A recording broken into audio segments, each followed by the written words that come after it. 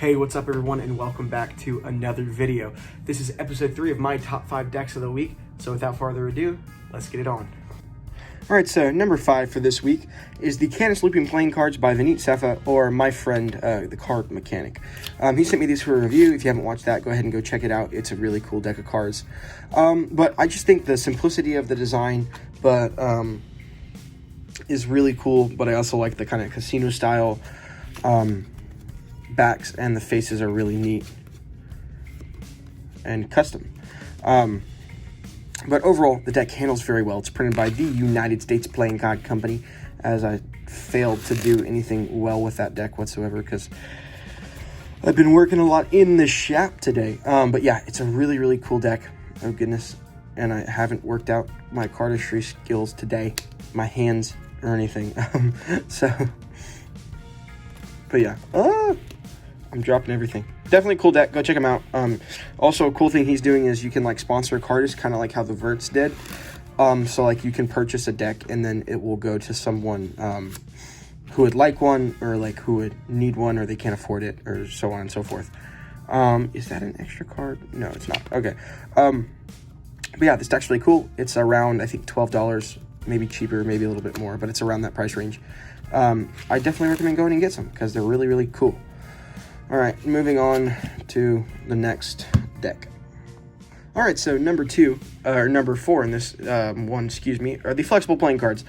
These have been in videos before of mine. I think I even reviewed them, but they're very, very cool. They're extremely cheap, and they handle very well. I've pooped mine out, obviously, as you can kind of see here.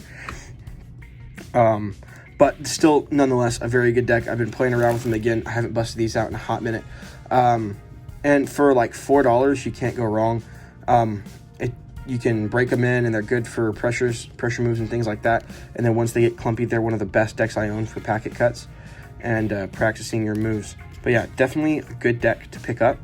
Also, the minimalistic design and the simpleness of it really adds to like the theme of like your moves for cardistry, and it looks really good in motion. Let me move my camera up a little bit, actually. Sorry for this. Okay. That should be a little better, because see, now you can see like my hands and stuff. Yeah, there you go. But yeah, cool deck. Let's do we'll move here real quick. Come on, Triad. Never mind. My hands aren't worked out. Anyway, I'm just failing at cardistry this whole video. Oh god, I'm gonna get roasted in the comments. You know what? Yeah, no, please roast me. Actually, I want to see your funniest roasts. Don't make them mean, but just make them like good roasts. All right, moving on to number 3. Good god. All right, so the next deck we're going to be taking a look at is the Virtuoso P1. It's number 3 on my list for top 5 decks of the week. Most people either have these and like them or dislike them, or you don't have them and you want them or don't have them. So, you know, all the options. But a lot of people are really jealous of the people that have them. But rest assured, for my subscribers, I will be giving one of these away, because honestly, they're just not my cup of tea. I think they're cool, but it's just like the Babylon Fontaines, you know. They're a little lackluster in my opinion. Even though that was a hype cardistry trailer, I can't lie. But the stock is okay. It's not the best stock that they've ever made. The flow is really nice. The cards are really nice for cardistry, just because of the design. It wasn't minimalistic, even though that is the point of the deck itself. But granted, still very cool nonetheless. And they did do a pretty big print run for these, so hopefully more people will be able to get them in the future. But as I said, I will be giving one away, just for those less fortunate of my fans that can't afford or are not able to purchase this deck. That was kind of cool. Oh goodness, come on, give me one more. Never mind. More of me failing at cardistry, because my hands are garbage right now. Or maybe I'm just bad in the first place. But anyway, make sure to roast me in the comments, guys. Don't leave mean roast, but just roast my cardistry, like in general.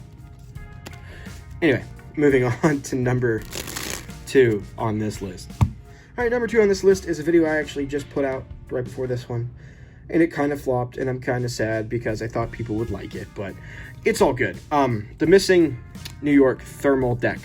I've really enjoyed playing with this deck thus far. It's very interesting and intriguing. And all the cards are different, kind of like the some other decks, you know, like the satellite playing cards are kind of similar. And it just makes for an all-around really cool deck of cards to play with. The stock is a little thicker than normal, but that doesn't bother me. The borders are much thicker than normal. That does kind of bother me.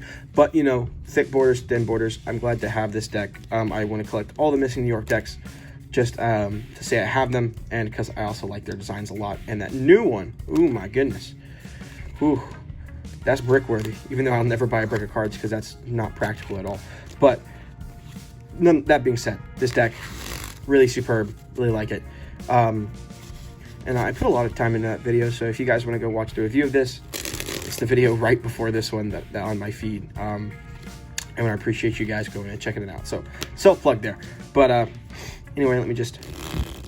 Oh, that was terrible. Okay, we got to end off on like a decent bit of cardistry for this segment. Hold on, let me just...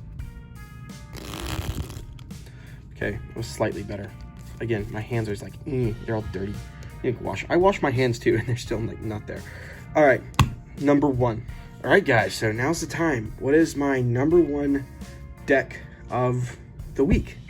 It's gonna be the Slime Fontaines for me. I paid about 19 bucks for these, so not too bad. Excuse me. Ooh, goodness, had a burp. But I really like the color, even though they're just technically another recolor. But it actually has quickly become one of my favorite Fontaines to use. I've really broken them in, and I really love them. Also, I love this ad card. That's so cool. It reminds me of Toy Story. But I am going to be using these in a cardistry video I'm doing, my solo vid. That was going to drop like in March, and then it didn't happen because of school. But these are printed by USPCC, I believe, on Crush stock. They do lose their springiness quite fast, just because I played with these so much. But they are nonetheless a very good deck of cards to handle with, good for packet cuts. You can see they still fan quite nicely. All in all, a very good deck. Granted, if you're not a fan of Fontaine, and I wouldn't blame you if you're not, I'm not, which is why I don't buy from them anymore, and I've gone over that. But so I try and buy from secondary sources, and I know that's kind of like inadvertently supporting them, but I just feel better about it. But I definitely like these. Pick some up for yourselves. If you want to, I would recommend it.